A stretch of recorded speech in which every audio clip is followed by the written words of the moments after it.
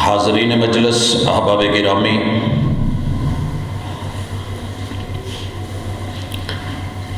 ماہ رجب دنیا کے ایک عظیم ترین معجزے کے ساتھ پہچانا جاتا ہے، اور وہ معجزہ اسراء اور معراج کا ہے، جسے اللہ رب العزت نے محمد الرسول اللہ صلی اللہ علیہ وآلہ وسلم کے ساتھ پورا فرمایا۔ اگرچہ سال کی، مہینے کی اور دن کی تعیین اس دور میں کیلنڈر نہ ہونے کی وجہ سے واضح نہیں ہے، ہاں اتنا ضرور ہے کہ آپ علیہ الصلاۃ والسلام کی اہلیہ سیدہ خدیجہ رضی اللہ تعالی عنہا اور آپ کے چچا جناب ابو طالب، ان کی وفات کے بعد آپ علیہ الصلاۃ والسلام کو اسراء اور معراج کروایا گیا۔ اس عقیدے کو ابھی تلک سائنس معذور ہے کہ مانے ایک حصے کو تسلیم کر چکی ہے۔ اسراء کو کہ ایک رات میں اتنا لمبا سفر کر کے مکہ سے بیت المقدس تلک، فلسطین تلک، اس حصے کو تو وہ اپنی فلائٹوں کے ساتھ آنے جانے اور یہ راستے طے کرنے اور اللہ تعالیٰ کی تخلیق کو لے کر کے انسان نے جس ٹیکنالوجی کو استعمال کیا ہے، اتنی سپیڈ تو انسان کم از کم پکڑ چکا ہے۔ دوسرا حصہ بیت المقدس سے لے کے آسمانوں کے پار کا سفر، ابھی اس میں کوششیں کر رہی ہے، ٹامک ٹوئیوں کے چکر میں ہے، ڈگمگا رہی ہے، کبھی اقرار اور کبھی انکار کی طرف مائل ہوتی ہے۔ کون مانتا ہے کون نہیں مانتا، ہمیں اس سے کچھ غرض نہیں، ہم مومن ہیں، اور ایمان کی پہلی نشانی یہ ہے الف لام میم ذالک الکتاب لا ریب فیہ ھدی للمتقین الذین یؤمنون بالغیب۔ کتاب جو کہتی ہے وہ ہدایت پہ مبنی، سچائی پہ مبنی ہے، شک کی گنجائش نہیں ہے، یہ کلام اللہ ہے، من جانب اللہ ہے، اور اس کو دیکھے بغیر مان لینا، عقل میں آئے یا نہ آئے مان لینا، یہی مومنین کی، متقین کی، ہدایت یافتہ لوگوں کی اور کامیاب لوگوں کی دلیل ہے، اور یہی ان کی خوبی اور یہی ان کا وصف ہے۔ اللہ اسی پہ زندہ رکھے، اسی پہ موت دے۔ حضرات، کتاب الہدیٰ میں اسراء کے واقعے کو اللہ تعالیٰ نے سورۃ الاسراء میں بیان کیا ہے۔ یہ 15ویں پارے کی پہلی سورت اور مجموعی طور پہ 17ویں سورت، 17 نمبر ہے اس کا، اور اس کا دوسرا نمبر یا دوسرا نام جو ہے وہ سورہ بنی اسرائیل بھی ہے، اور اسے سورہ سبحان بھی کہتے ہیں۔ اللہ تعالیٰ اس میں جو کہتے ہیں، ہم اس کا پہلی آیت کا ترجمہ دیکھیں گے، اور اس کے بعد اسراء کے دروس میں سے پہلا درس، پہلا سبق، آج کی ملاقات کہ بشر کی پرواز میں وہ ان کا اپنا کمال تھا یا یہ کمال رب ذوالجلال تھا، کیونکہ اس واقعہ کو بیان کرنے میں بڑے بڑے خطیب دل پذیر، بڑی لچھے دار رعنائی کے ساتھ مترنم گفتگو کر کے اور الفاظ و کلمات کے تال میل کے ساتھ زمین اور آسمان کے کلابے ملاتے ہوئے غلوب کی ہر انتہا کو پہنچ جاتے ہیں، اور جو کتاب اللہ کا مقصود ہے اس سے خود بھی محروم رہتے ہیں اور دوسروں کو بھی محروم رکھتے ہیں۔ ہم انشاءاللہ آج کی ملاقات میں اس چیز کو خالصتاً اخلاص کے ساتھ مخلص ہو کے کسی کو گرانے کی چاہت سے نہیں، نہ کسی کو ہرانے اور نہ کسی کو جتوانے کے لیے، بلکہ صحیح اور صافی عقیدہ لے کے اپنانے کی غرض سے اور اس پہ عمل کی غرض سے زندہ رہنے کے لیے انشاءاللہ بات کریں گے۔ مالک الملک فرماتے ہیں، پہلی آیت ہے، اور اس سورت کے اندر 111 آیات ہیں۔ اللہ کہتے ہیں، اعوذ باللہ السمیع العلیم من الشیطان الرجیم، سبحان الذی اسری بعبدہ، لوگوں پاکیزہ ہے وہ ذات، تعظیم کے لائق ہے وہ ذات، صاف ستھری ہے وہ ذات، تعجب کے لائق ہے وہ ذات، اور تمہاری سوچ اس کے بارے میں منفی جائے، وہ ذات اس سے پاک ہے کہ جس نے راتوں رات چلایا اپنے بندے کو لیلا، رات کے حصے میں، اسرا بھی اگر اکیلا بولا جائے تو یہ رات کو ہی چلنا ہوتا ہے، لیکن اس کو تاکید کے طور پہ لیلن لایا گیا۔ پھر اللہ نے اس کا حدود بندی کہ یہ اسرا کہاں سے کہاں تک ہے،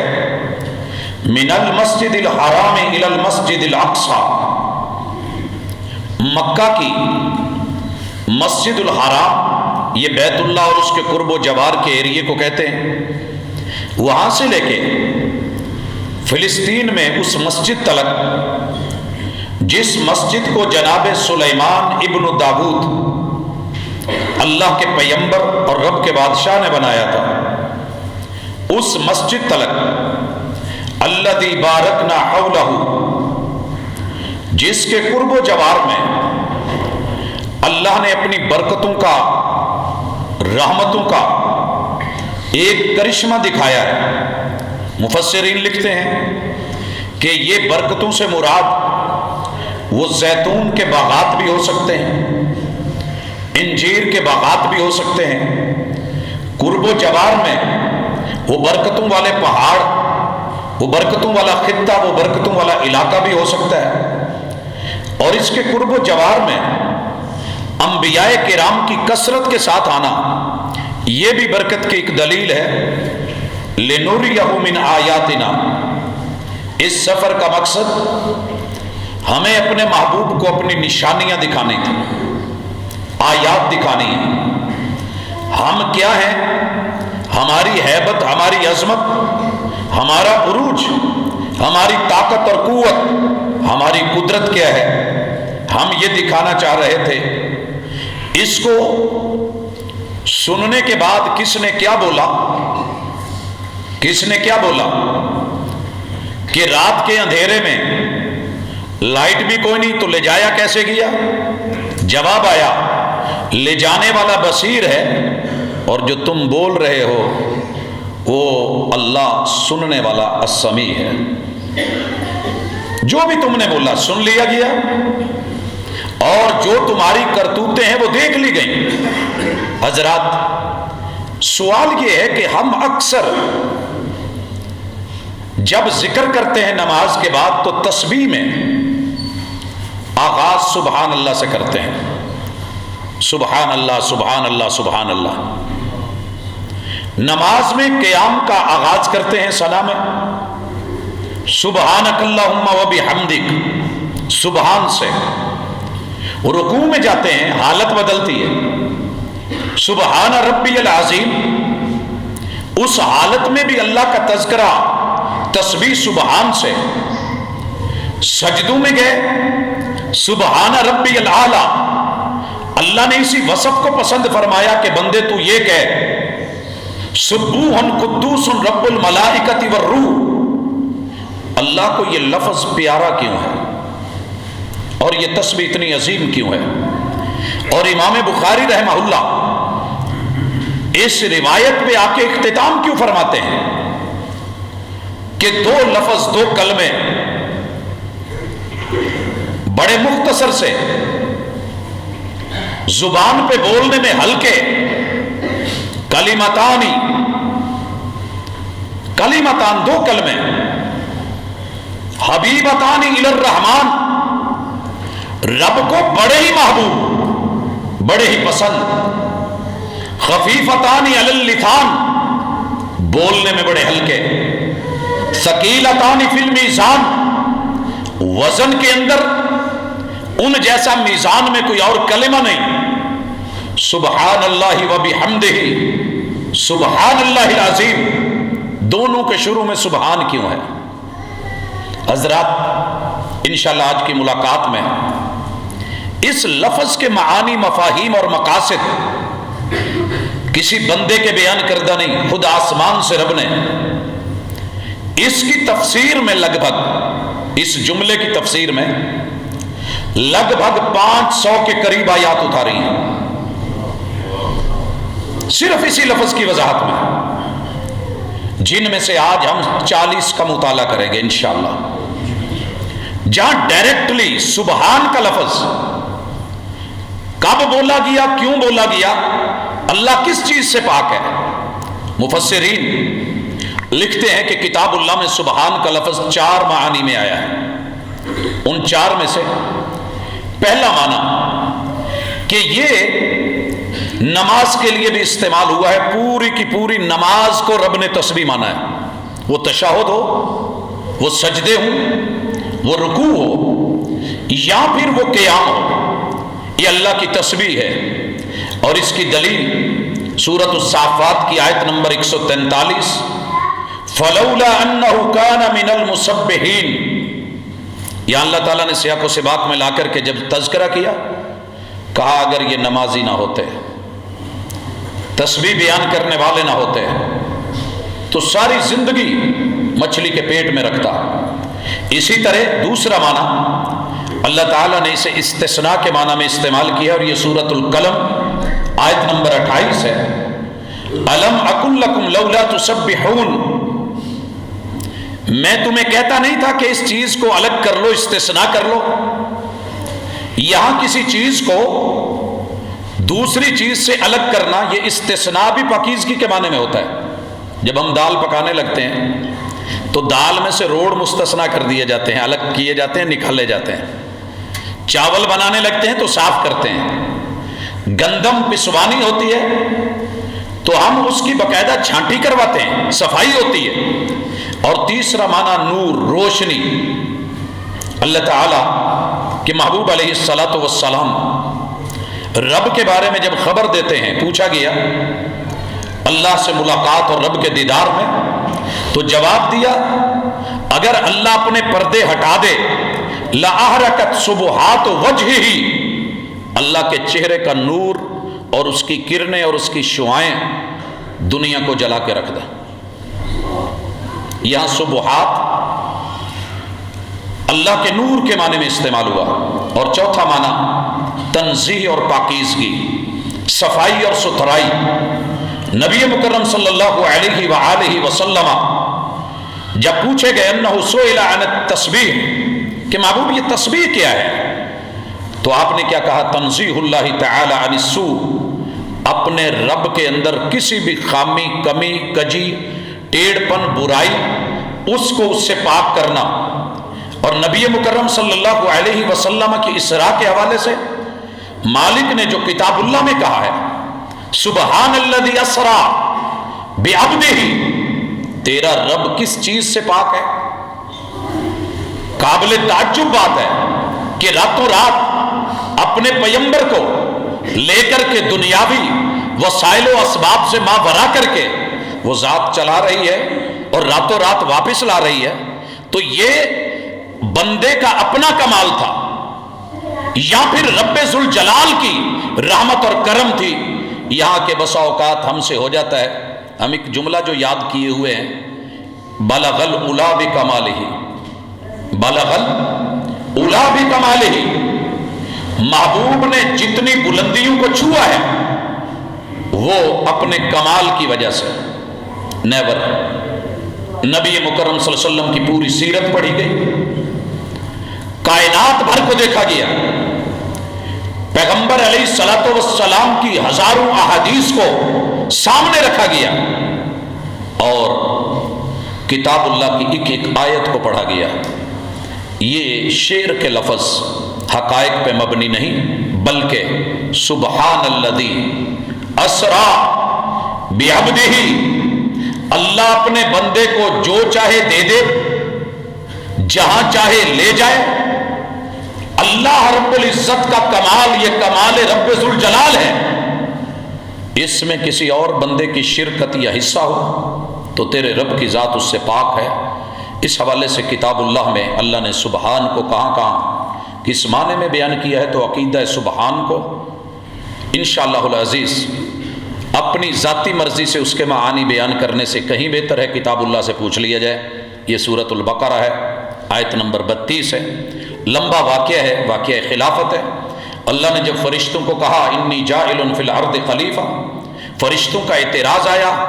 اللہ نے اعتراض کا جواب دیا، آدم علیہ السلام کو نام سکھائے، اور پھر فرشتوں کو کہا انبئونی باسماء ہؤلاء، تم ان ناموں کو ذرا بیان کرو، تم نے جو کہا تھا، اعتراض کیا خلافت پہ،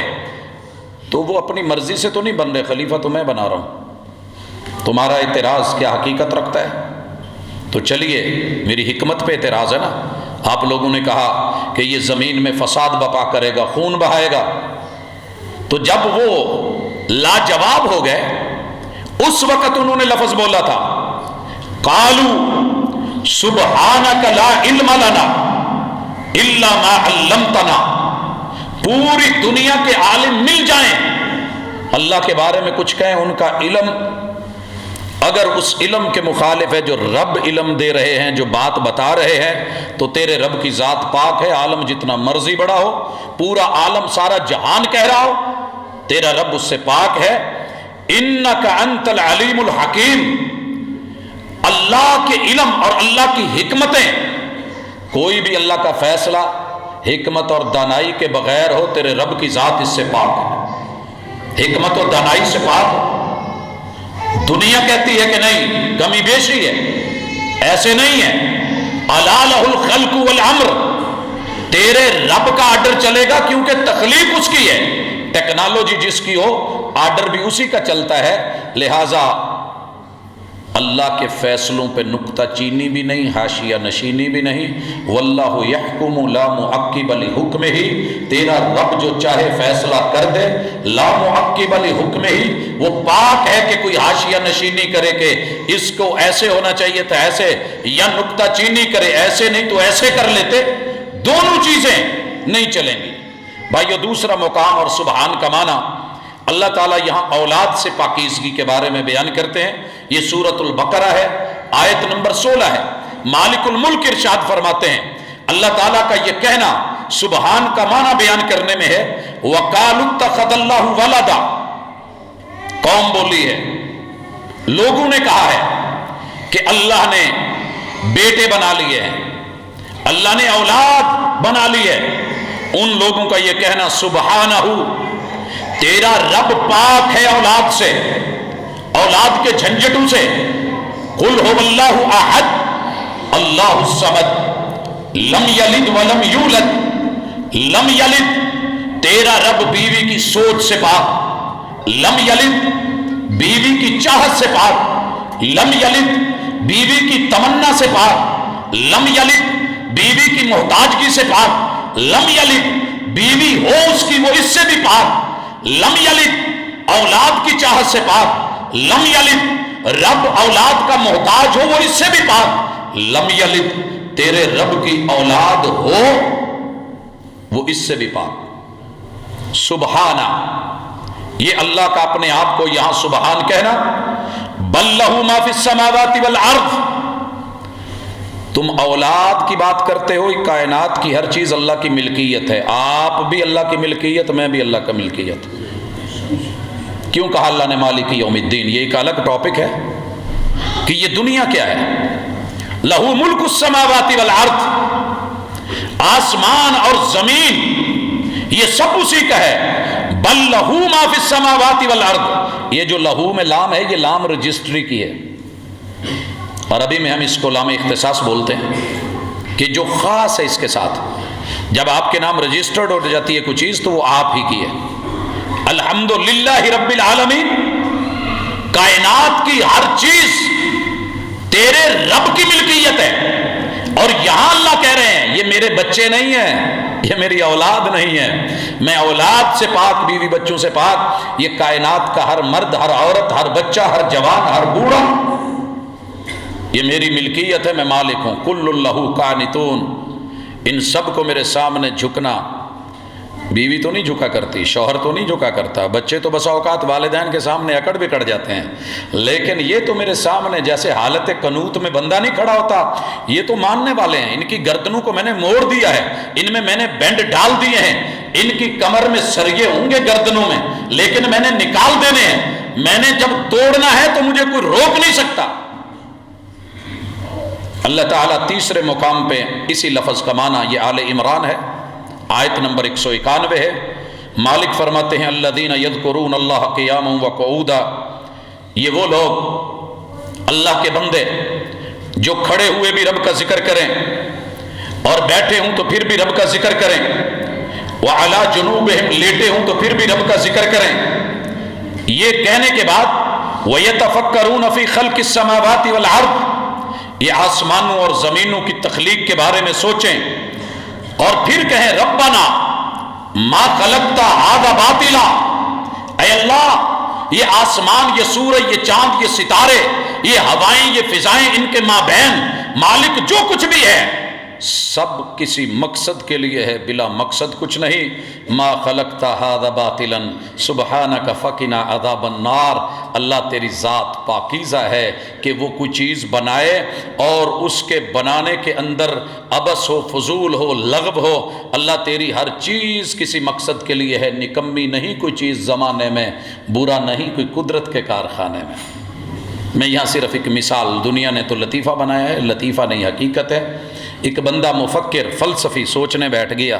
اللہ تیری بھی حکمتیں عجیب ہیں اور سمجھ نہیں آتی. زمین کے اوپر چھوٹی سی ایک بیل ہے اور اس بیل کو تو نے متیرہ ہدوانہ لگا دیا ہے اور تربوز لگا دیا ہے، وہ 15-20 کلو کا بھی ہو جاتا ہے. اللہ تیری مرضی ہے نا. کہتا ہے مرضی اور حکمت ہمیں نہیں سمجھ آتی، اور یہ اتنا بڑا بوڑ اور اتنا بڑا جو ہے اس کو تو نے چھوٹی چھوٹی وہ گولیں لگائی ہیں تو سمجھ سے بالا تر ہے. اس کا جتنا وجود تھا اسے وہ دیتا، اس کا جتنا وجود تھا اس کو وہ دیتا. حصہ بقدر جسہ، حصہ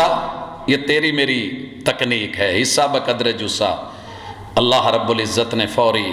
اپنا آپ دکھایا. لیٹا ہے بورڈ کے نیچے، اوپر سے جانور آیا، اس کو توڑا چھوٹی سی جو گول ہے اور ماشاءاللہ گرایا، جناب کی ناک پہ لگی اور کہنے لگا سبحانک، اللہ میری فکر گندی ہو سکتی ہے، تیری تخلیق کی حکمت بے جا نہیں ہے. شکر ہے گول ہی لگی سی جیتھے دوانا ہوندا تھا، میرا تو کچھ نہیں بچتا. حضرات اللہ کے فیصلے، اللہ کی ذات پاک ہے کس چیز سے. چوتھا معنی اللہ نے پھر واضح کیا کہ لوگوں یاد رکھو یہ جو تم بولتے ہو نا کہ اللہ کی اولاد، اچھا سب سے زیادہ اللہ نے سبحان اولاد کے ساتھ جوڑ کے بولا ہے. یا اہل الکتاب لا تغلوا فی دینکم، اہل کتاب دین میں غلو نہ کرو، کیونکہ دین پاکیزہ وہی ہے جو رب نے اتارا ہے، تمہارا بنایا ہوا دین پاک نہیں. اور جو تم پیش کر رہے ہو رب کی ذات پاک ہے کہ وہ ویسا دین اتارے. یا دین میں ملاوٹ والا دین، اللہ اپنے آپ کو پاک کر رہے ہیں. الا للہ الدین الخالص، لوگوں میرا دین خالص ہے، میں نے ملا کے نہیں دیا. اگر لیبارٹری ٹیسٹ ہو جائے، دودھ 2 نمبر نکل آئے، 2 نمبر نکل آئے، باقی جو مرضی کرتے پھریں، بھینس تو قسم کھا کے کہہ سکتی ہے نا اگر بولتی ہوتی کہ میں نے تو خالص دیا تھا. ملاوٹ انہوں نے کی ہے، بعد والوں نے کی ہے. لوگوں اللہ اہل کتاب کو کہتے ہیں وہ جو دین میں نے اتارا ہے، جو تورات، جو زبور، جو صحیفے، جو انجیل میں نے اتاری ہے وہ دین ہے. تم نے جو ملاوٹیں کی ہیں وہ دین نہیں ہے. غلو مت کرو. ولا تقولوا علی اللہ الا الحق، رب کے بارے میں حقیقت بولا کرو، اپنی طرف سے اضافے کر کے، کمی بیشیاں کر کے، شراکتیں کر کے. جو تم کہتے ہو نا کہ مسیح اللہ کے بیٹے ہیں، انما المسیح عیسی ابن مریم، یہ جو مسیح ہیں، جو عیسیٰ ابن مریم ہیں، یہ صرف اور صرف اللہ کے رسول ہیں، رسول اللہ و کلمتہ، یہ اللہ کا کلمہ ہے، یہ اللہ کا بیٹا نہیں ہے۔ القاہ الی مریم، یہ رب نے مریم میں ڈالا ہے، وروح، اور یہ اللہ کی روح ہے، منہ، اللہ کی طرف سے، فآمنوا باللہ ورسلہ، وہ اللہ ہے، ایمان لے آؤ، اور یہ عیسیٰ رسول اللہ ہے، اس پہ ایمان لے آؤ، یہ اللہ کے بیٹے نہیں ہیں۔ ولا تقولوا ثلاثہ، عیسیٰ جمع مریم جمع روح اللہ مل کے ایک اللہ، یہ تین کے رگڑے چھوڑ دو بار بار جو لگاتے ہو، تم رک جاؤ، انتہوا خیر لکم، تمہارا رکنا تمہارے لیے بہتر ہے۔ انما اللہ الہ واحد، تمہارا رب ایک الہ ہے، سبحانہ سبحانہ، وہ پاک ہے کہ اس کے ساتھ کوئی الہ شریک ہو، وہ پاک ہے ان یکون لہ ولد، کوئی اس کا بیٹا یا اولاد ہو، لہ ما فی السماوات و ما فی الارض، یہ زمین و آسمان سب کچھ تمہارے رب کے نام رجسٹرڈ ہے۔ وکفی باللہ وکیلا، اور مجھے کسی کو وکیل بنانے کی ضرورت نہیں، میں بذات خود وکیل کافی ہوں، مجھے کسی کی وکالت کی ضرورت نہیں کہ کوئی عالم اٹھے، خطیب اٹھے اور آ کر کے کہے نہیں نہیں نہیں نہیں اس کا معنی یہ ہے، مفہوم یہ ہے۔ اللہ کہتے ہیں نہیں حضرات، پانچواں مقام اور سبحان کا معنی یہ سورہ مائدہ آیت نمبر 116 ہے۔ وَإِذْ قَالَ اللَّهُ يَا عِيسَى ابْنَ مَرْيَمَ أَأَنْتَ قُلْتَ لِلنَّاسِ، وہ وقت یاد کرو جب قیامت کے دن مولا عیسیٰ بن مریم کو بلا کے کٹہرے میں کھڑے کر کے پوچھیں گے أَأَنْتَ قُلْتَ لِلنَّاسِ، تو نے لوگوں سے بولا تھا اتخذونی و امی الہین من دون اللہ، کہ مجھے اور میری ماں کو رب کے علاوہ الہ بناؤ، ان دو کو جمع کرو، تیسرا اللہ ہو۔ قال سبحانک، کہنے لگے اللہ تیری ذات پاک ہے، ما یکون لی ان اقول ما لیس لی بحق، جو جملہ کہنے کا ایک نبی کو، ایک پیغمبر کو، اپنے عبد کو اللہ تو نے حق دیا ہی نہیں، وہ میں بولتا تو بولتا کیسے؟ ان کنت قلتہ فقد علمتا، اگر میں نے زندگی میں کبھی بولا ہو اللہ تیرے علم میں ہوگا۔ تعلم ما فی نفسی، اللہ جو میرے من میں چلتا ہے تو وہ بھی جانتا ہے۔ ولا اعلم ما فی نفسک، لیکن تیرے معاملات کو تو میں نہیں جانتا۔ کتنا خالص جواب دیا کہ اللہ میرے علم میں نہیں ہے، میرے بعد انہوں نے کیا کیا ہے تو بہتر جانتا ہے، تیرے من کی باتیں میں نہیں جانتا، لیکن میرے من کے معاملات کو الہ العالمین تو جاننے والا ہے۔ حضرات اس قدر وضاحت کے بعد بھی اگر سبحان کا معنی سمجھ نہیں آیا تو پھر سنیے، اللہ کے محبوب کہتے ہیں انک انت علام الغیوب، اللہ کوئی دوسرا بندہ غیب جانے تو اس سے پاک ہے، غیب کے علوم تیرے پاس، تو جو ہمیں بتاتا ہے وہ وہی ہے، اور جو وہی ہے اور بتا دی جائے وہ غیب نہیں رہتا۔ یہ جملہ اگر امت کو سمجھ آ جائے تو دنیا میں لڑائی ختم ہو جائے۔ ایک بندے نے مکہ نہیں دیکھا، آپ نے دکھا دیا تو غیب نہ رہا، ایک بندے کو مکے کا نہیں پتا تھا، آپ نے بتا دیا تو اب غیب نہ رہا، آپ نے بتایا ہے۔ اسی لیے پیغمبر کو رب نبی کہتے ہیں، یا ایھا النبی، اے وحی کی خبر دینے والے، غیب کی خبر نہیں، اللہ کی ذات پاک ہے۔ اسی طرح یہ سورۃ الانعام کی آیت نمبر 100 ہے، اور چھٹا معنی اللہ کہتے ہیں وَجَعَلُوا لِلَّهِ شُرَكَاءَ الْجِنِّ وَخَلَقَهُمْ، بڑے سارے لوگ کہتے ہیں کہ جن علم غیب رکھتے ہیں، جن علم غیب رکھتے ہیں، اور ان جنوں کو لوگوں نے رب کا شریک بنا رکھا ہے۔ میں ہمزاد رکھتا ہوں، میرے پاس حاسب ہے، میرے پاس کرین ہے، میرے پاس فلاں ہے، وہ خبر لے دیں گے، وہ بتا دیں گے کون کیا ہے۔ والد صاحب کا اس زندگی سے وابستگی کا 60 سالہ ایک لمبا ایکسپیرینس، اور اس کے دوران بے شمار واقعات میں سے وہ ایک واقعہ کہ جب جنات نے آ کر کے یہ خبر دی کہ آج رات یا مولوی نہیں بچیں گے یا بھٹو نہیں رہے گا، والد صاحب نے لفظ بولا غیب کا علم اللہ کے پاس ہے۔ ان لوگوں کے یہ جملے آج بھی کانوں میں ہیں، کہنے لگے نہ ہمارا غیب کا دعویٰ ہے نہ ہم غیب جانتے ہیں۔ جیسے تمہارے مخبر ہوتے ہیں جگہ جگہ پہ، ہمارے بھی مخبر ہیں جو یہاں سے لے کے لائنیں بنی ہوتی ہیں اسلام آباد تلک، ہر شہر میں جو بات ایک سے دوسرے، دوسرے سے تیسرے منتقل ہوتی ہوئی آتی ہے۔ ہمارے گھر میں ریڈیو نہیں تھا، والد صاحب نے مجھے اور میرے کزن کو بھیجا، شہر گئے، ایک حاجی صاحب تھے ان کے پاس تھا، لے کر کے آئے۔ رات کو جب خبریں سنی تو ان میں وہی ہوا کہ جناب بھٹو صاحب جاتے بنے ہیں اور ضیاء نے جو ہے وہ کمانڈ سنبھال لی ہے۔ کہنے کا یہ مقصد ہے کہ وہ خود اپنی زبانی کہہ رہے ہیں کہ ہمیں علم غیب نہیں ہے، اٹکل پچو اپنی جگہ، لیکن بات سن کے سن لینا یہ غیب نہیں رہتا۔ اللہ کہتے ہیں انہوں نے جنوں کو شریک بنایا حالانکہ ان کو رب نے بنایا ہے۔ وَخَرَقُوا لَهُ بَنِينَ وَبَنَاتٍ، انہوں نے اللہ کے بیٹے اور بیٹیوں کا اللہ پہ من گھڑت جھوٹا الزام لگایا ہے، من گھڑت جھوٹا الزام لگایا ہے، بغیر علم،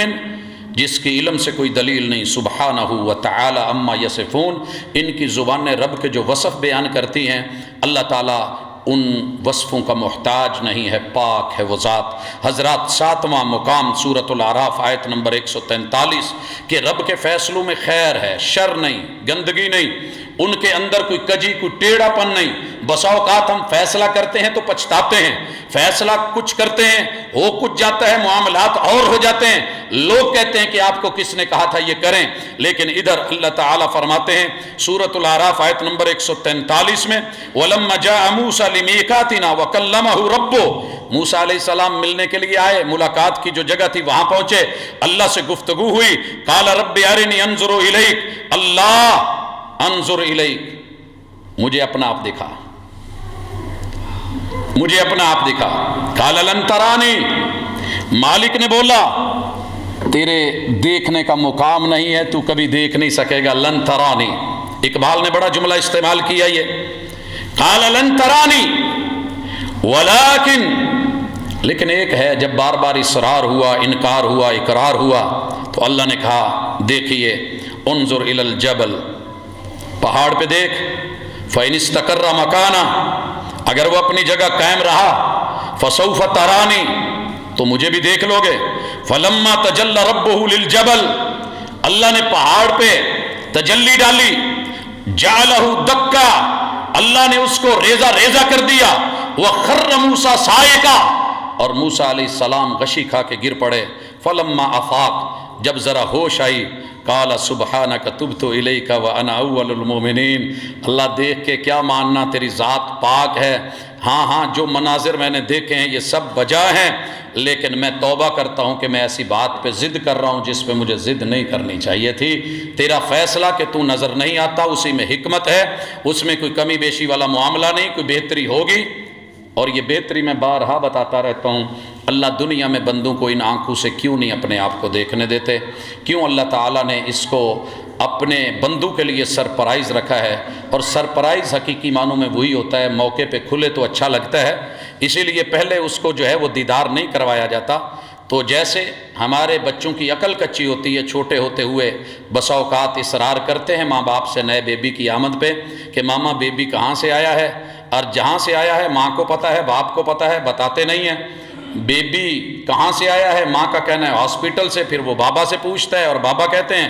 چھت پہ تیری ماما گئی تھی، فرشتہ لا کے ٹوکری میں رکھ گیا تھا،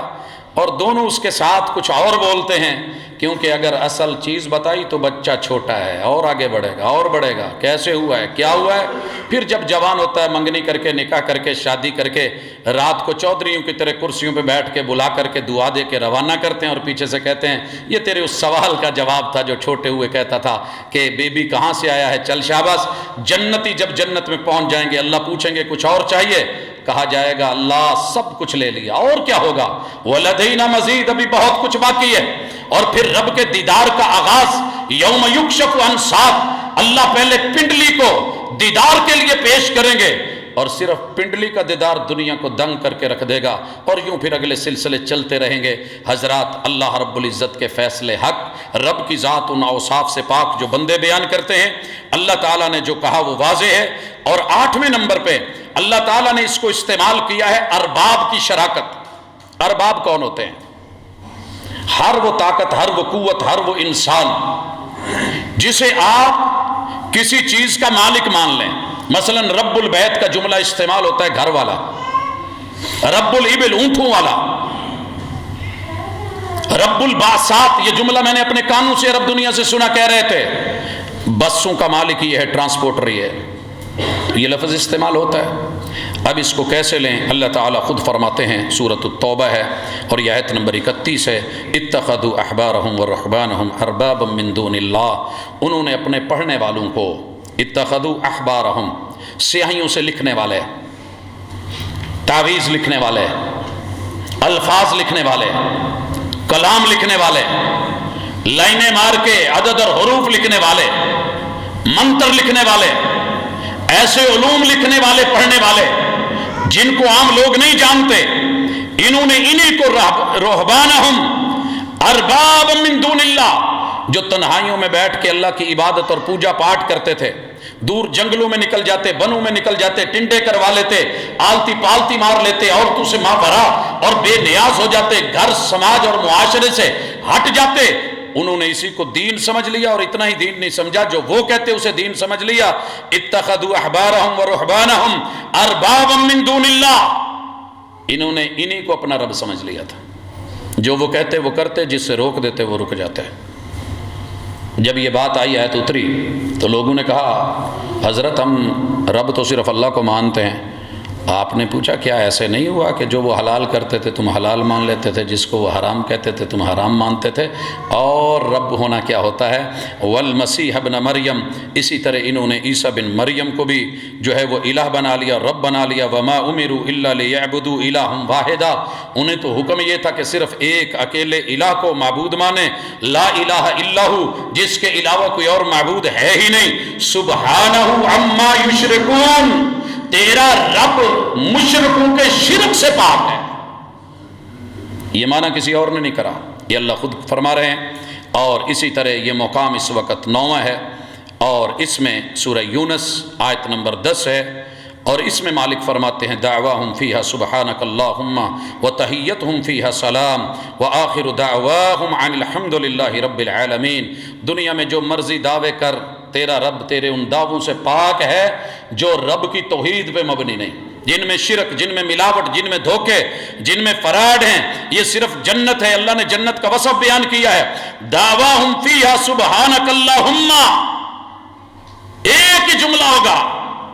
اللہ جو تیرے شریک لوگوں نے ٹھہرائے تو اس سے پاک، جو کمیاں بیان کی تو اس سے پاک، جو گندگی تیری طرف منسوب کی تو اس سے پاک، اللہ تیرے بارے میں جو کجیوں کی سوچ رکھی گئی کہ تیرے خزانوں میں کمی ہے، اللہ تو اس سے پاک۔ وَتَحِيَّتُهُمْ فِيهَا سلام، ایک دوسرے کو تحفے میں سیفٹی، سلامتی، تحفظ، سکون، امن عامہ دے گے۔ وَآخِرُ دَعْوَاهُمْ عَنِ الْحَمْدُ لِلَّهِ رَبِّ الْعَالَمِينَ، سب کرنے کے بعد، سب کھانے کے بعد، سب لینے کے بعد، ہر کام کی انتہا یہ ہوگی، ان کی زبان پہ ایک ہی دعویٰ ہوگا، شکر ہے اس رب کا جو جہانوں کا پروردگار پالنہار ہے۔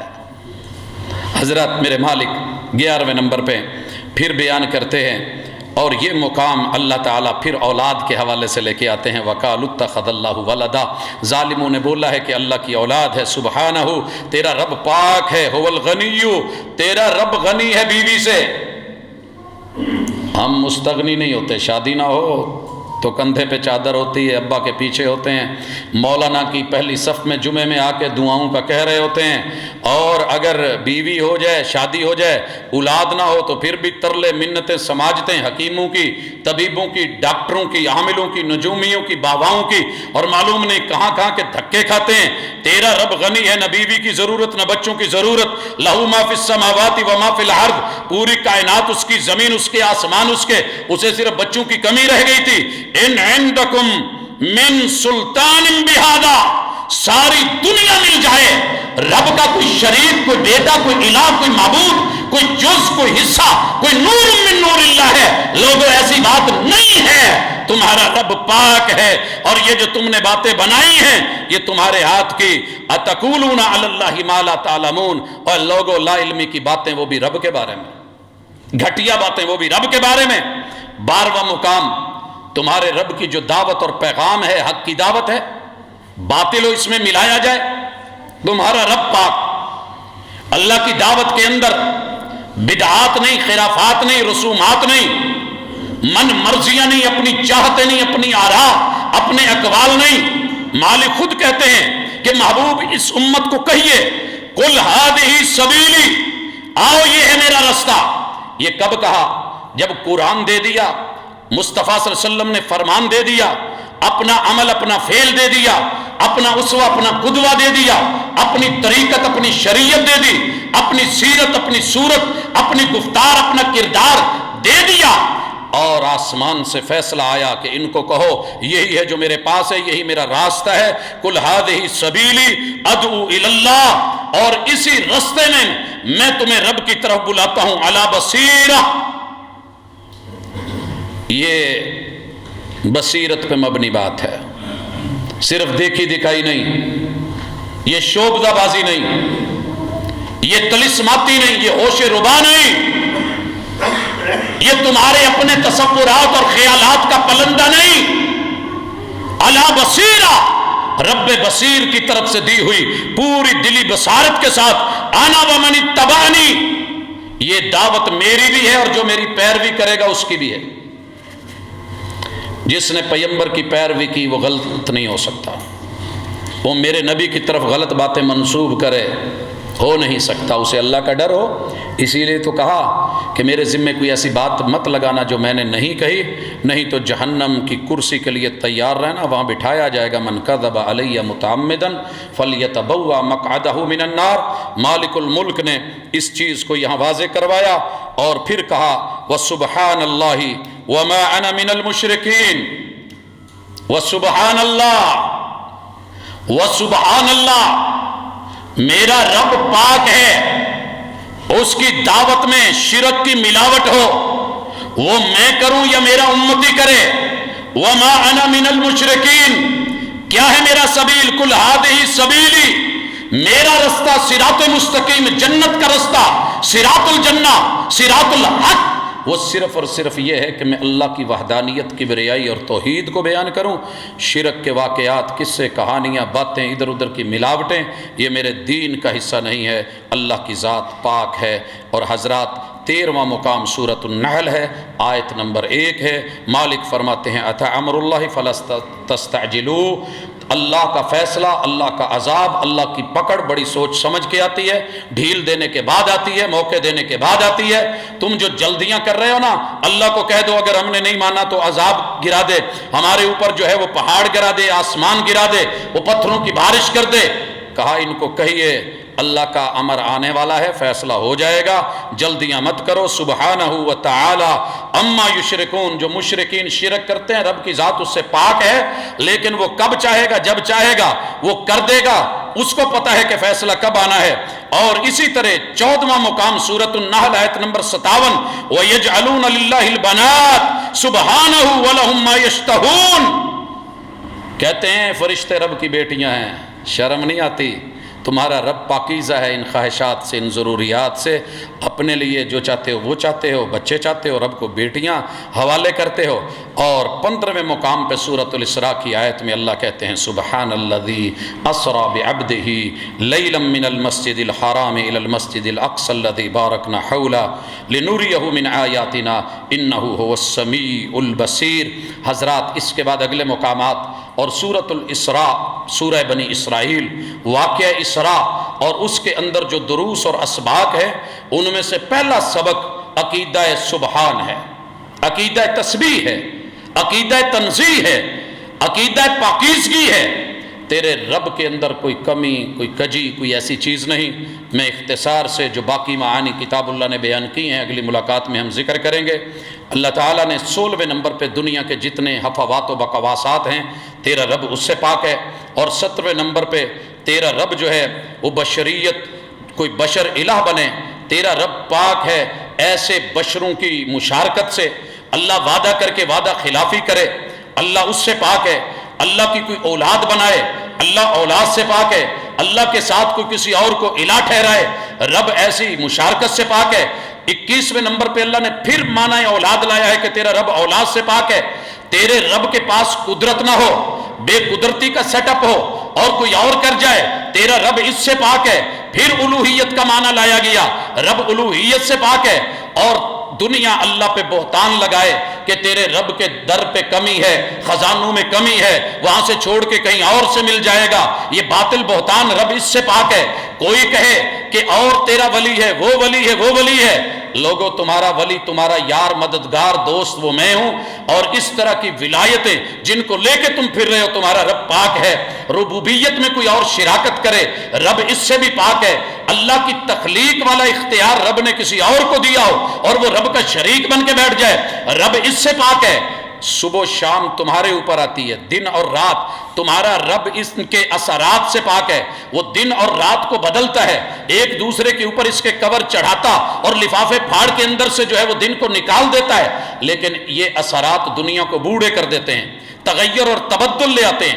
ادھر سے ادھر کر دیتے ہیں، صبح ہوتی ہے شام ہوتی ہے، عمر یوں ہی تمام ہوتی ہے، لیکن تیرے رب کی عمر کے کوئی مسئلے ہوں، اللہ اس سے پاک ہے۔ اسی طرح یہ لوگ اللہ کے ساتھ جن افعال میں رب کو شریک کرتے ہیں اوروں کو، اللہ اس سے پاک ہے۔ ولایت کے اندر کسی ولی کو میرے ساتھ ملا دیں، رب اس سے پاک ہے۔ اللہ جو جوڑے بناتا ہے، جوڑوں میں اللہ کی حکمتیں ہیں، کن کو بانج رکھنا ہے، کن کو جوڑے بیٹے اور بیٹیوں کے دینے ہیں، کن کو جو ہے اللہ تعالیٰ نے صرف بیٹے اور بیٹیاں دینی ہیں، تیرا رب اس معاملے میں فیصلے میں پاکیزہ ہے، اللہ کے فیصلے میں کوئی غلطی نہیں ہے۔ اور اسی طرح ملکوت کائنات کی بادشاہتیں وہ صرف اور صرف تیرے رب کی ہیں، کوئی اور اٹھ کے اکڑ کے نمرود بن کے، قارون بن کے، حامان بن کے، فرعون بن کے دعویٰ کرے انا ربکم الاعلی وما رب العالمین، تیرا رب ان کے ان دعووں سے بھی پاک ہے، اور وہ اوصاف جو تم رب کے بیان کرتے ہو وہ رب کے نہیں، کتاب و سنت میں نہیں، رب اس سے پاک ہے، اور تم جو رب کی انسلٹ کرتے ہو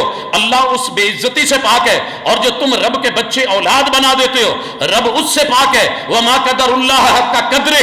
اور قرآن و سنت کے ہوتے ہوئے بھی، پیغمبر کی وضاحت کے ہوتے ہوئے بھی تم پھر رب کی ناقدریاں کرتے ہو، تمہارا رب ان ناقدریوں سے پاک ہے۔ تمہیں سواریوں کی ضرورت، سواریاں تمہیں رب دیتا ہے، رب کو سواریوں کی ضرورت نہیں، اللہ کی ذات پاک ہے، تمہیں سواری گرا دے چوٹ لگ جائے تمہارا رب ان چیزوں سے پاک ہے، تمہیں سواریوں کے مسائل بنے تمہارے رب کو اس طرح کی بھی وہ پریشانیاں نہیں ہیں۔ اسی طرح یاد رکھیے کہ تمہارے رب کے پاس صرف بلندی ہے، گہرائی نہیں، تیرا رب ان جو ہے چیزوں سے پاک ہے، شرک سے پاک اور مشرکین سے پاک۔ اور 41ویں نمبر پہ اللہ تعالیٰ جو فرماتے ہیں کہ تم ظلم کرتے ہو، تمہارا رب ظلم سے پاک ہے۔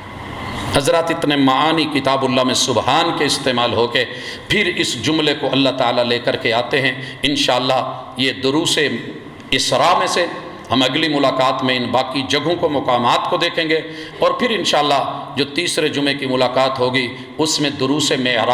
معراج کے بارے میں کی گئی فضولیات، لغویات، بغیر دلیل کے ہانکی گئی، چھوڑی گئی لمبی لمبی باتیں، اور اپنی طرف سے بیان کردہ اللہ کے اوپر باندھے گئے جھوٹ، محمد رسول صلی اللہ علیہ وسلم کی صحیح روایات، اور اس کے اندر جو ہے مضمرات، وہ انشاءاللہ العزیز ہم پڑھیں گے۔ اقول قولی ھذا وآخر دعوانا ان الحمد للہ رب العالمین۔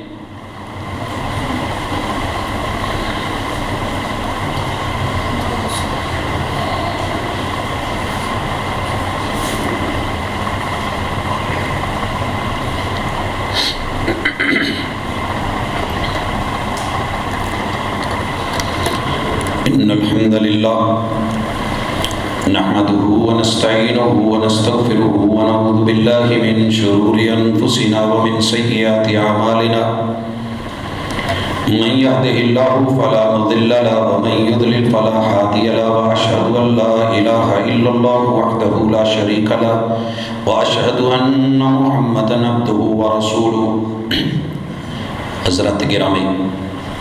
نبی مکرم صلی اللہ علیہ وسلم کی سنت مطہرہ تھی، آپ کا وطیرہ اور عادت مبارکہ تھی، اور یہی دین ہے کہ آپ پہلے خطبے میں بھی قوم کو ان کی زبان میں نصیحت و وصیت فرماتے، اور دوسرے خطبے میں بھی قوم کو قوم کی زبان کے اندر حق بات بتاتے۔ تو ہماری آج کی اس پوری ملاقات کا خلاصہ یہ ہے کہ نبی کریم علیہ السلام ہوں، جناب آدم علیہ السلام سے لے کے جناب خاتم علیہ السلام تلک جتنے بھی معجزے انبیاء کے ہاتھ پہ اللہ تعالیٰ نے دنیا کو دکھائے، وہ کسی نبی یا پیغمبر کا کمال نہیں تھا۔ وَأَمَّا بِنِعْمَةِ رَبِّكَ فَحَدِّثْ، وہ رب کی نعمت تھی، اللہ کی عطا تھی، اسے رب کے ساتھ جوڑ کے بیان کرنا یہی صحیح عقیدہ ہے۔ آپ جو مرضی محبوب کے بارے میں حسن بیان کریں کہ محبوب علیہ السلام یتیم مکہ تھے، رب نے یتیم مکہ کو رفتیں دے کے 7 آسمانوں سے بھی بلند کر دیا، تو یہ جوڑے اسے اللہ کے ساتھ کہ رب نے کیا۔ وَأَمَّا بِنِعْمَةِ رَبِّكَ فَحَدِّثْ أَلَمْ يَجِدْكَ يَتِيمًا فَآوَىٰ، رب کے ساتھ جوڑ کے بیان کریں کہ اللہ نے خاتم النبیین بنایا ہے، میرے رب نے محبوب کو یہ شان دی ہے، اللہ نے ایسی نبوت سے نوازا ہے، اللہ نے ایسا حسن، ایسا جمال عطا کیا ہے، تو اسے رب کے ساتھ جوڑ کے عقیدہ توحید و سنت، اور یہی کام ہر پیغمبر نے کیا کہ وہ اللہ کی توحید کی وکالت کرتے کرتے گئے۔ اور سورۃ الشعراء کو بالخصوص پڑھ کے دیکھیے، یہی دو باتیں ہوتی تھیں، ہر پیغمبر کے جملے یہ ہوتے تھے۔ اب ان کے امتی اٹھیں اور اٹھ کر کے رب کو کھڈے لائن لگا دیں، سائیڈ پہ لگا دیں، سارا جمال سارا کمال آپ میں ڈال کے اور یہ کہیں کہ جو ہوا آپ نے خود کرا، بذات خود ہوا۔ تو محبوب نے کہا تھا لوگو ایاکم والغلو، غلو سے بچنا، لا تطرونی کما اطرت النصارى المسیح ابن مریم، مجھے ایسے بڑھا چڑھا کے پیش مت کرنا جیسے نصارہ نے عیسیٰ بن مریم کو بڑھا چڑھا کے رب کا جز اور حصہ اور بیٹا بنا دیا تھا، اور میرے پیغمبر کی امت نے بڑھا چڑھا کر کے میرے پیغمبر کی ولادت کا عقیدہ رکھ کے بھی، میلاد مان کر کے بھی، جو پیدا ہو جائے وہ رب کا نور نہیں ہو سکتا، کیونکہ لم یلد ولم یولد، رب کا نور نہ کسی سے پیدا ہوا ہے نہ اللہ کے نور میں سے کوئی پیدا ہوا ہے۔ اللہ کے ددیال ننیال سسرال نہیں ہے، محمد رسول صلی اللہ علیہ وسلم کے ددیال بھی، ننیال بھی، سسرال بھی، ولادت بھی، میلاد بھی، پیدائش بھی۔ تو یہ ساری چیزیں واضح کرتی ہیں کہ رب کی ذات ہر اس ملاوٹ سے پاک ہے جو کسی انسان نے عالم ہونے کے ناطے، خطیب داعی یا مبلغ ہونے کے ناطے ممبر و محراب کا استعمال کر کے اگر اسے کیا ہے تو ابھی بھی مقام رجوع ہے، غلط بات سے لوٹ آنا ہی کمال ہے، اسی میں بہتری ہے، یہی عقل مندی اور دانائی ہے، اسی میں بڑا پن ہے۔ اللہ تعالی ہم سے کوئی غلط باتیں نکلی ہیں تو معاف فرمائے، اور اس سے رجوع کی زندگی میں مرنے سے پہلے توفیق دے۔ اللہ صغیرہ کبیرہ گناہ معاف کرے، اللہ دکھیوں کے دکھ دور کرے، اللہ تمام بیماروں کو شفا دے، اللہ تمام مرحومین کو جو بھی اس دنیا سے گئے ہیں ان کی مغفرتوں کا معاملہ فرمائے، اور اللہ میرے وطن عزیز کے بچے بچے کی اور عالم اسلام کے چپے چپے کی حفاظت فرمائے۔ اقول قولی ھذا وآخر دعوانا ان الحمد للہ رب العالمین۔